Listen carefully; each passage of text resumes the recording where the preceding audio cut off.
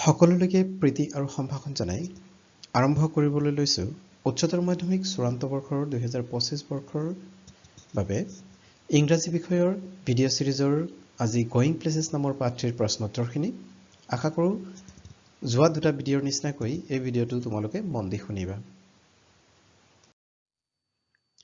প্ৰথমে আমি very short questions from the lesson going places আলোচনা কৰো যিখিনি প্ৰশ্ন 1 মাৰ্কৰ হ'ব 2014 চনত অহা প্ৰশ্নটো আছিল কেইবাটাও প্ৰশ্ন আহিছিল তাৰে প্ৰথম প্ৰশ্নটো হৈছে who is the writer of going places নামৰ পাঠৰ লেখক কোন A.R. Burton is the writer of going places did Sophie really meet Danny Casey 2014 এই প্ৰশ্নটো আহিছিল Sophie Danny Casey প্ৰকৃততে লগ পাইছিল নে Sophie never met Danny Casey Sophie কেতিয়াও Danny Casey লগ পোৱা নাছিল It was on that Saturday when Sophie saw Danny from distance.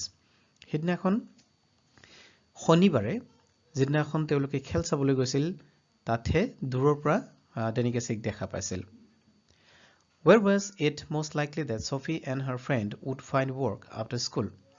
School শেষ কৰাৰ পিছত অৰ্থাৎ পঢ়া-শুনা শেষ কৰাৰ পিছত Sophie কি কামত নিয়োজিত হোৱাৰ সম্ভাৱনা আছে Sophie and her friend would find work most likely in biscuit factory after school. পঢ়া-শুনা শেষ কৰাৰ পিছত Sophie আৰু তেওঁৰ বান্ধৱীয়ে biscuit factoryত কাম কৰাৰ সম্ভাৱনা আছে। Question number 4. For whom does Sophie ask Danny Casey an autograph? Sophie Danny Casey পৰা autograph কাৰ বাবে বিচাৰিছিল? Sophie asked Danny Casey an autograph for her little brother Derek. Sophie ভায়েক Derekor বাবে Danny Caseyৰ পৰা অটোগ্ৰাফ বিচাৰিছিল How was Geoff employed? Geoff কেনেকৈ নিয়োজিত হৈ আছিল Geoff was employed as an apprentice mechanic Geoff এগৰাকী মেকানিক হিচাপে মেকানিক হিচাপে আসলতে শিকাৰু মেকানিক হিচাপে নিয়োজিত Who is Geoff?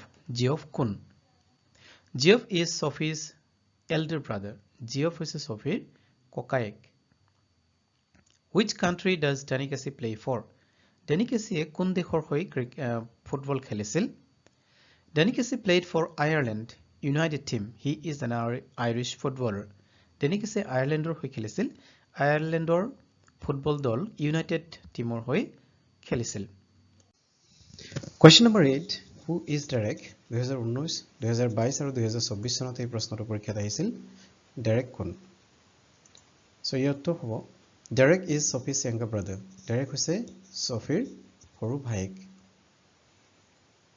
What does Sophie want to have when she grows up? 2022 চনত এই প্ৰশ্নটো পৰীক্ষাত আহিছিল। Sophie প্ৰাপ্তবয়স্ক হোৱাৰ পিছত কি থকাৰ কথা কল্পনা কৰিছিল? Sophie wants to have a boutique when she grows up. Sophie যেতিয়া প্ৰাপ্তবয়স্ক হ'ব, ডাঙৰ হ'ব, তেতিয়া তাইৰ এখন বস্ত্ৰ বিপণী থাকিব বুলি কল্পনা কৰিছিল। What did Sophie dream of? 2019 চনত এই প্ৰশ্নটো পৰীক্ষাত আহিছিল। Sophie কি সপোন দেখিছিল? Sophie dreamed of becoming an actress, a fashion designer and to have a boutique. Sophie যেহেতু এগৰাকী ডে ড্ৰিমাৰ আছিল, দিবা স্বপ্নত মগ্ন ছোৱালী আছিল, তাই ঢেৰ সপোন দেখিছিল, হয়নে? তাই এক্ট্ৰেছ হোৱাৰ সপোন দেখিছিল, ফেশ্বন ডিজাইনাৰ হোৱাৰ সপোন দেখিছিল, আনকি বস্ত্ৰ বিপণী এখনৰ মালিক হোৱাৰো সপোন দেখিছিল। Which was the only occasion when Sophie got to see Danny Casey in person? 2017 আৰু 2023 চনত প্ৰশ্নটো আহিছিল পৰীক্ষাত। Sophie Danny Casey প্ৰত্যক্ষভাৱে দেখা সেই ক্ষণটো কি আছিল? The only occasion when Sophie got to see Danny Casey in person was the football match on Saturday, where whole family went to enjoy it. Sophie Danny Casey প্ৰত্যক্ষভাৱে দেখা পোৱা দিনটো আছিল সিদিনাখন শনিবাৰ যিদিনাখন ফ্যামিলিৰ গোটেই কেইগৰাকী ফুটবল মেচ উপভোগ কৰিবলৈ গৈছিল আৰু সেই ফুটবল মেচ চাই থাকোতেহে Danny Casey আসলতে Sophie দেখা পাইছিল দূৰৰ পৰা Name the sports for which Sophie's father had a strong passion 2023 বৰ্ষত পৰীক্ষাত আহিছিল এই প্ৰশ্নটো Sophieৰ দেউতাকৰ কি খেলৰ প্ৰতি পেশন আছিল অনুৰাগ আছিল বহুত ভাল পাইছিল So Sophie's father had a strong passion for football. Sophie দেউতাকৰ ফুটবলৰ প্ৰতি দুৰ্বলতা আছিল পেশন আছিল বহুত ভাল পাইছিল অনুৰাগ আছিল ইংৰাজী প্ৰশ্ন কাকতৰ 13 নম্বৰ প্ৰশ্ন থাকে হেতু হৈছে 2 মাৰ্কৰ কোৱেশ্চন যত 30 ৰ পৰা 40 টা শব্দৰ ভিতৰত লিখিব লাগে প্ৰশ্ন উত্তৰখিনি তাৰে 5টা এনি 5 যিকোনো 5টা প্ৰশ্নৰ উত্তৰ কৰিব লাগে প্ৰায় 8-9 টা মান প্ৰশ্ন থাকে অপচন থাকে তাৰে যিকোনো 5টা কৰিব লাগে তোমালোকে বহুতে সোধা যে 2 নম্বৰৰ প্ৰশ্নবিলাক কম শব্দ হৈ গৈছে নেকি ওয়াৰ্ড কমি গৈছে নেকি প্ৰশ্নৰ ডাইৰেকশনটো চোৱা ইনস্ট্ৰাকশনটো চোৱা ইয়াত কি লিখা আছে 30 to 40 ওয়াৰ্ডৰ ভিতৰত লিখিব লাগে 30 ৰ পৰা 40 টা শব্দৰ ভিতৰত লিখিবলগীয়া প্ৰশ্নটো যদি আমি 100 টা শব্দৰ ভিতৰত লিখো তেতিয়া হলে পৰীক্ষকৰ কি হ'ব খং হেউঠিব গতিকে আমি শব্দ যিমান শব্দ ব্যৱহাৰ কৰিব লাগে সেই মতে চলিব লাগিব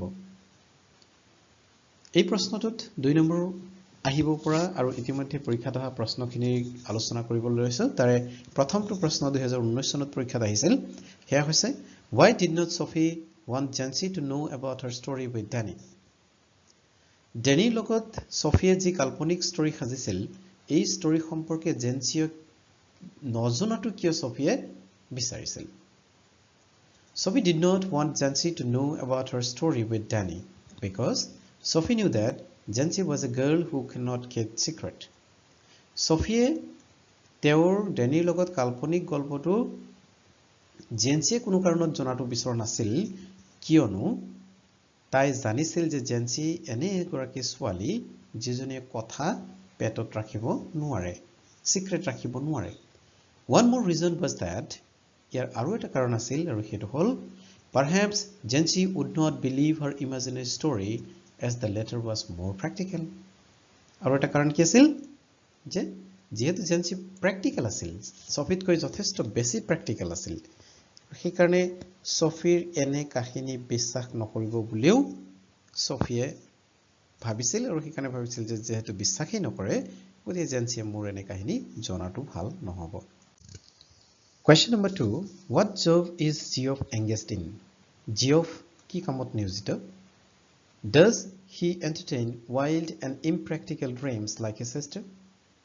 Geoffেও ভনিয়েক সফিৰ দৰে অবাস্তৱিক কল্পনাত মগ্ন থাকে নেকি What work does Geoff do? Geoffে কি কাম কৰে It was a প্ৰশ্ন So ইতিমধ্যে আমি পাইছিলো যে Geoff is engaged as an apprentice mechanic Geoff এগৰাকী শিকাৰু মেকানিক হিচাপে কৰ্মৰত বা তেওঁ মেকানিক শিকি আছে আৰু এই যে সেকেন্ড পাৰ্ট প্ৰশ্নৰ does he entertain wild and impractical dreams like his sister এখিনি পাবে আমি প্যাৰাগ্ৰাফ চেঞ্জ কৰি লিখিছো উত্তৰ no Geoff does not entertain wild dreams like his sister Geoffে ভনিয়েক সফিৰ দৰে অবাস্তৱিক কল্পনাত মগ্ন নাথাকে though he listens Sophie attentively but speaks less and walks more যদিও সফিৰ কথাখিনি মনোযোগেৰে শুনে তথাপি কিন্তু জিঅফে তেনে ইমপ্ৰেক্টিকল ড্ৰিমত নাথাকে শুনে বেছি কথা কয় কম আৰু কাম বেছি কৰে he has realistic approach of life unlike his sister জিঅফ তেওঁৰ জীৱনৰ প্ৰতি প্ৰ্যাকটিক্যাল বা ৰিয়েলিস্টিক এপ্ৰোচ আছে সঁচা এপ্ৰোচ আছে unrealistic approach nai question number 3 what are the other options that Sophie dreamed of besides owning a boutique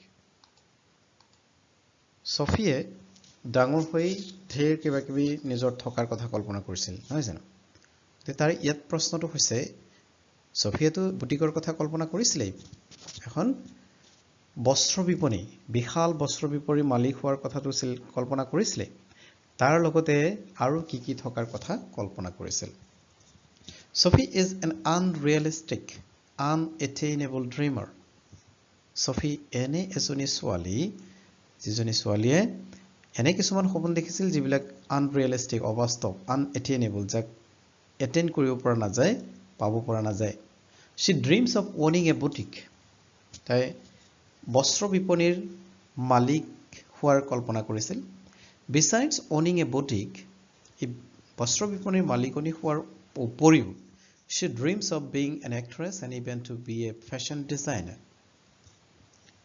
এগৰাকী actress আৰু fashion designer হোৱাৰ কল্পনা কৰিছিল, সপোন দেখিছিল In reality, she was fit to work in biscuit factory. Asolate, tai biscuit factory কাম কৰাৰ বাবেহে যোগ্য ছোৱালী আছিল। Question number 4. What was incongruous about the delicate bow which fastened the apron string of Sophie's mother? 2016 চনতে এই প্ৰশ্নটো আহিছিল। Sophieৰ মাকে যি কিটচেনত এপ্ৰন পিন্ধি আছিল সেই এপ্ৰনত কি বিসংগতি দেখা গৈছিল?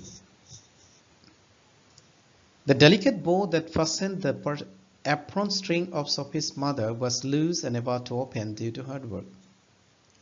Sophieৰ মাকে পাকঘৰত যি এপ্ৰন পিন্ধি আছিল এই এপ্ৰনৰ পিছফালে থকা ফিটাডালৰ গাঁঠিটো প্ৰায় খুলু খুলু অৱস্থা হৈ আছিল আৰু এইটোৱে আছিল তেখেতৰ এই এপ্ৰনত থকা বিসংগতি। Thus the bow was incongruous.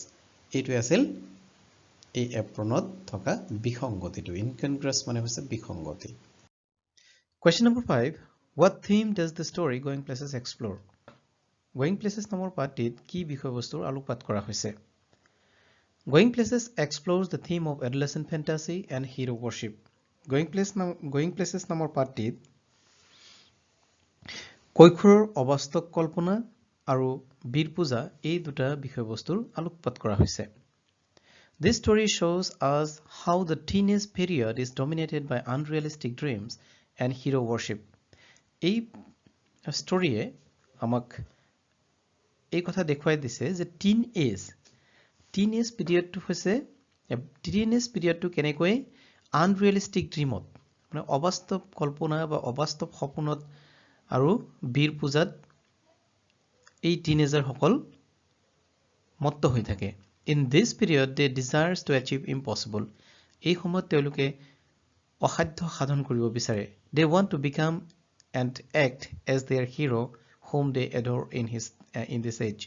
এই বয়সত যিজনক তেওঁলোকে বীৰ পূজা বা নিজৰ আদৰ্শ বুলি মানি লয় সেই তেখেতৰ দৰে কাম কৰিব বিচাৰে আৰু তেখেতৰ দৰে হ'ব বিচাৰে। What kind of person was Geoff? Geoff কেনে ধৰণৰ ব্যক্তি আছিল?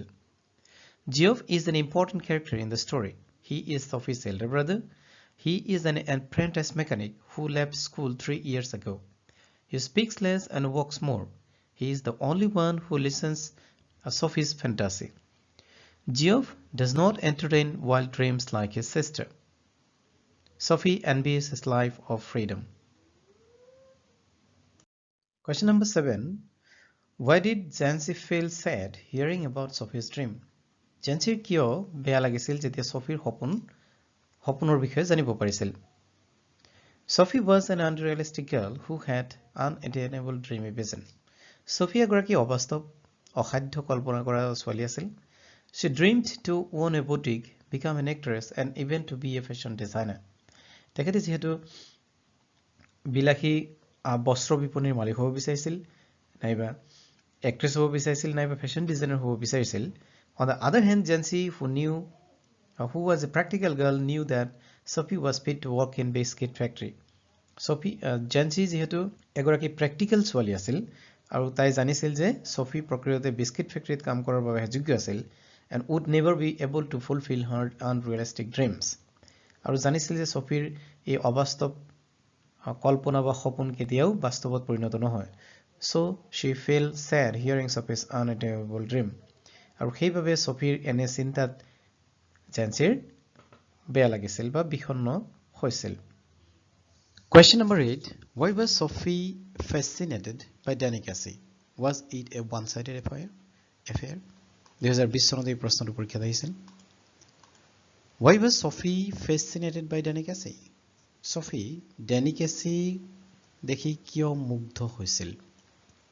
Was it a one-sided affair? আৰু এটো one-sided affair আছিল নে? Sophie was very fascinated by the young Irish football star because he was always lost in a dreamy world where she'd imagined Danny Casey meeting her. Sophie ইমানেই বেছি মুগ্ধ হৈছিল Danny Caseyৰ কল্পনা কৰি যে Danny Caseyক সদায় কল্পনা কৰি ভাল পাইছিল আৰু আনকি Danny Caseyৰ লগত লগ পোৱাৰতেও কল্পনা কৰিছিল। She never met Danny Casey in reality. প্ৰকৃততে Danny Caseyক তাই কেতিয়াও লগ পোৱা নাছিল আৰু সেকেন্ড পাৰ্ট কোয়েশ্চনৰ সেকেন্ড পাৰ্টটো আমি প্যাৰাগ্ৰাফ চেঞ্জ কৰি লিখিছো was it a one sided affair it one sided affair আছিল নেকি yes হয় it was purely Sophie's one sided affair এটো সফিৰ সম্পূৰ্ণ একপক্ষীয় এফেয়াৰ আছিল কিয়নো ডেনিকেছে এই সম্পৰ্কে ভুলতো গমেই পোৱা নাছিল এটা আখৰো এই সম্পৰ্কে বুজিয়ে পোৱা নাছিল বা গমেই পোৱা নাছিল সেইকাৰণে এটো একপক্ষীয় এফেয়াৰ আছিল Question number 9 how did Sophie's father react when Geoff told him about her meeting with Danicase 2024 চনত প্ৰশ্নটো পৰীক্ষাত আহিছিল Sophie যেতিয়া ডেনিকেছিৰ লগত লগ হোৱা বুলি জিঅফে দেউতাকক কৈছিল তেতিয়া ৰিঅ্যাকশন কি আছিল প্ৰতিক্ৰিয়া কি আছিল দেউতাকৰ প্ৰতিক্ৰিয়া কি আছিল when Geoff told their father about her meeting with Danicase যেতিয়া জিঅফে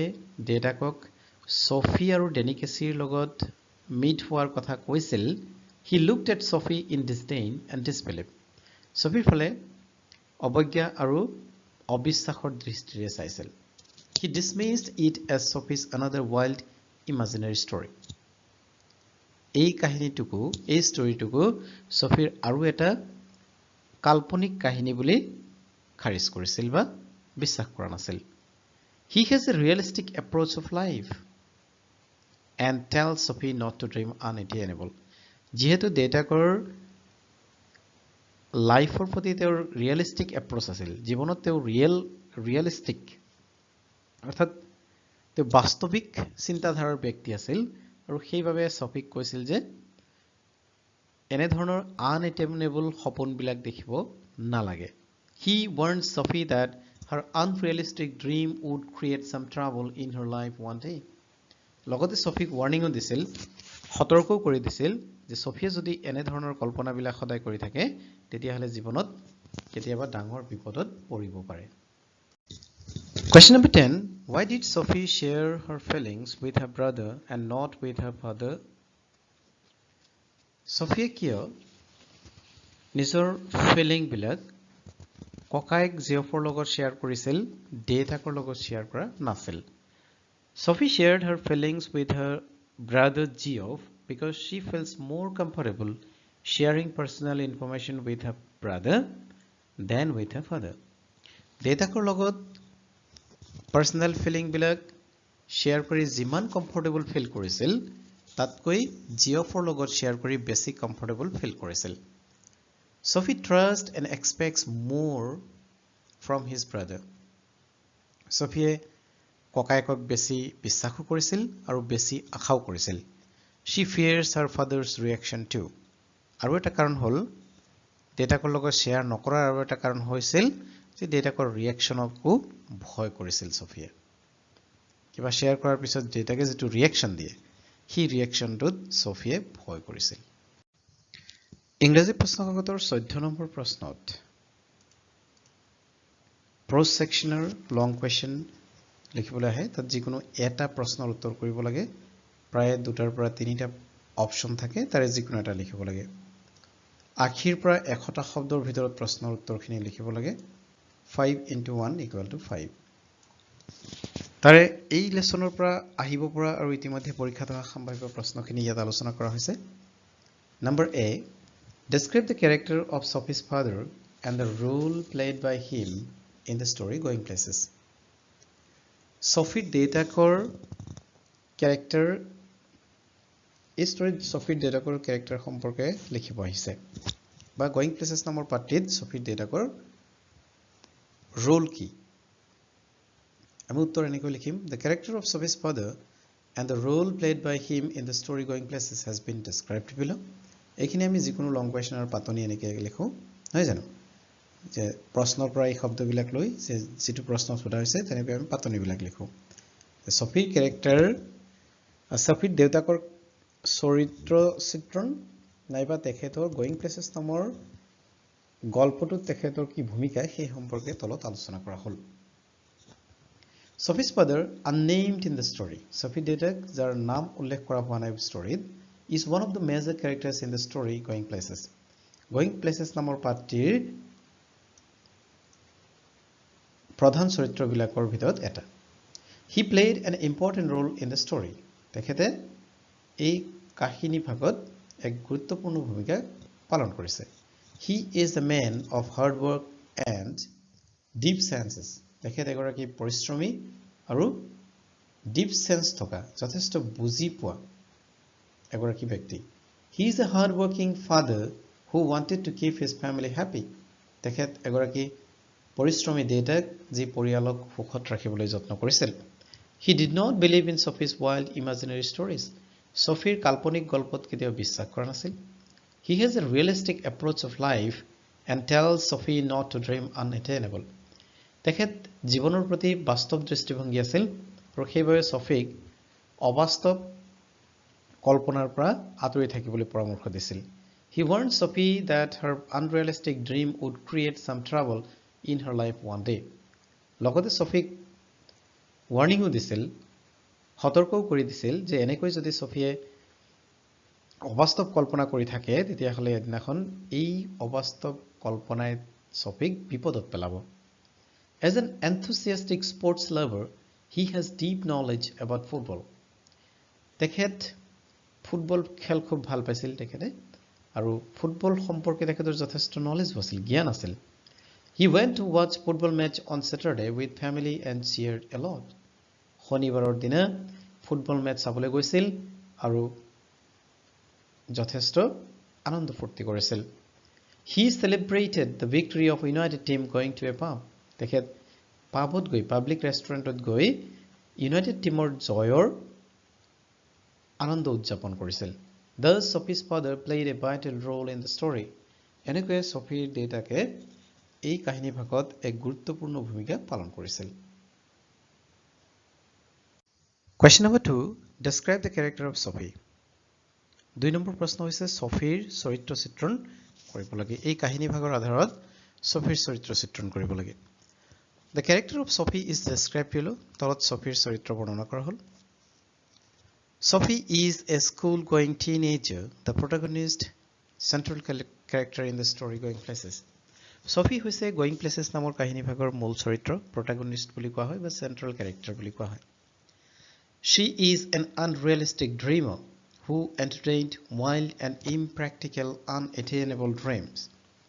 তাই হৈছে এগৰাকী অবাস্তৱ আৰু অপ্ৰাপ্য কাল্পনিক এগৰাকী ছোৱালী যিগৰাকীয়ে এই অপ্ৰাপ্য আৰু অবাস্তৱ কল্পনা কৰিয়েই মনোৰঞ্জন কৰি থাকে বা আনন্দ লাভ কৰি থাকে She has very high aspirations unlike her friend Jancy.